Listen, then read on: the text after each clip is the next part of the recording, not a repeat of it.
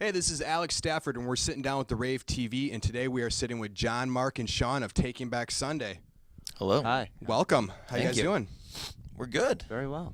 Yeah. Thanks for having us. Absolutely. So this is actually your 8th time playing here in this building. Quite That's a few, true. quite a few good memories over the years. Yeah.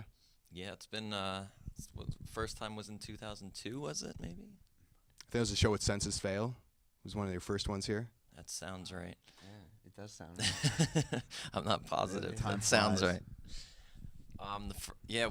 We've been coming here a long time. We were here back when the creepy pool room was like totally off limits, and they would bring you down there and scare you and try to tell you about ghosts and stuff. It's still creepy.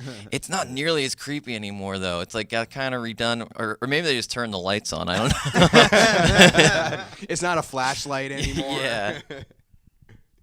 It's a cool room, though. Yeah. Yeah, it is. So now you guys are on tour with Let Live and the Mercenaries. Am I pronouncing it? Menzingers. Menzingers. Yeah, it's a silly word. Yeah. Yeah. How's the tour going so far, though? It's been fantastic.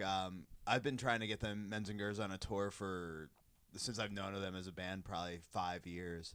And it finally all came together, with record cycles and touring cycles and this and that. It was really hard to make it work. And Eddie's been a fan of Let Live for a while, too. And we got to know their drummer, Lonnie, on the Warped Tour in 2012. So it was really good to have those guys out with us as well. So it's been a really fun tour. Yeah, sometimes when you get a good band, it's kind of hard to get that album cycle. When you're on, you're off the road and Yeah. back and forth. Is there anybody you guys have really tried to get out on a tour and you still just haven't been able to? The Beatles. I mean, bands that are still around. They keep saying no. Yeah. Paul, come on, man.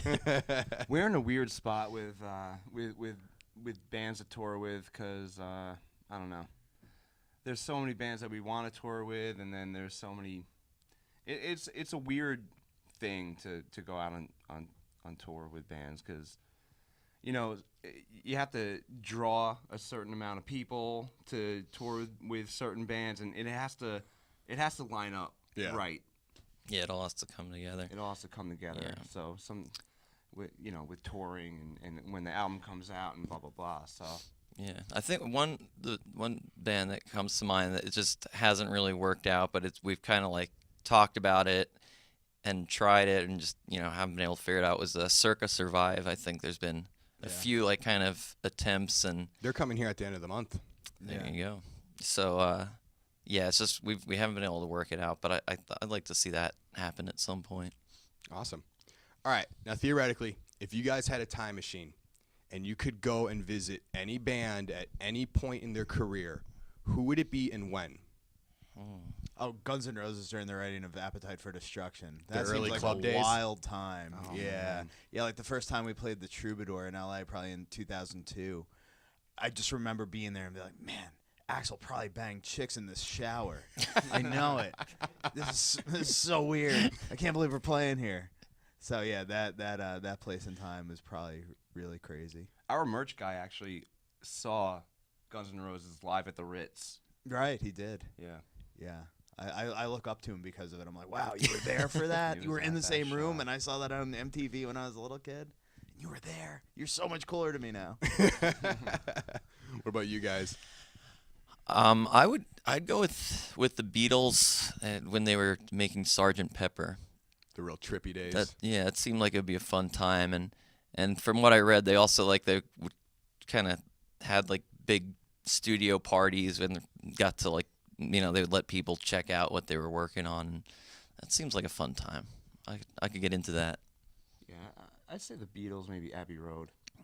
See, that's my favorite. Yeah. She's So Heavy. Yeah. Oh, man. Come on, that is such a great song. But they Yeah, kind of but hated by each then, other. yeah, they Well, I weren't know, I really know. like The thing is, having maybe fun even, anymore. Maybe even not even the Beatles, just George Martin when he Yeah. put it all together. Just be there You hanging know? out with him. Just see how he did it. Just Yeah. because he masterminded that whole thing and just put it all together. So I don't know. It's my favorite Beatles album, but yeah, I don't know. Just to see the whole thing would have been amazing. Still, it's right? good to answer. I guess Yeah. really at any point in their career would Right, just yeah, be. It would be anytime. all right. It would be a Right. good show. Yeah. You know? That would be cool.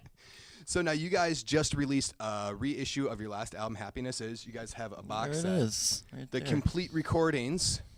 Why was the last album incomplete? We were lazy.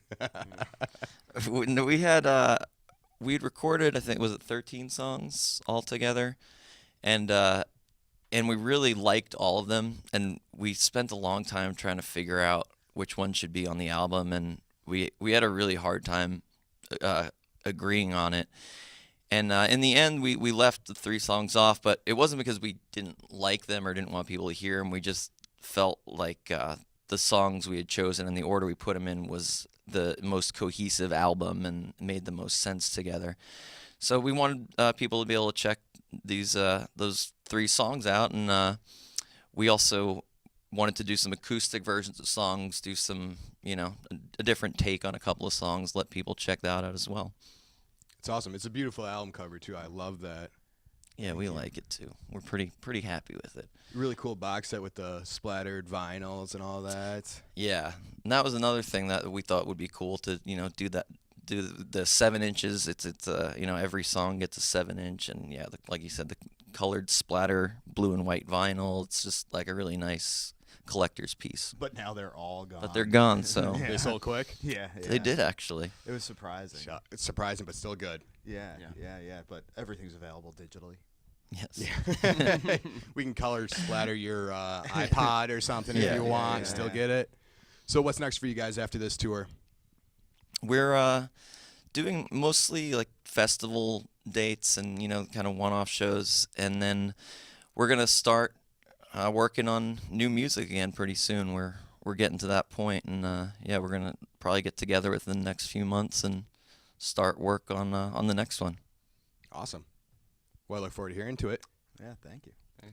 Thanks for stopping by the studio today. We look forward to seeing you guys tonight. I've seen you before. It's always Thank a you. great show, a lot of energy.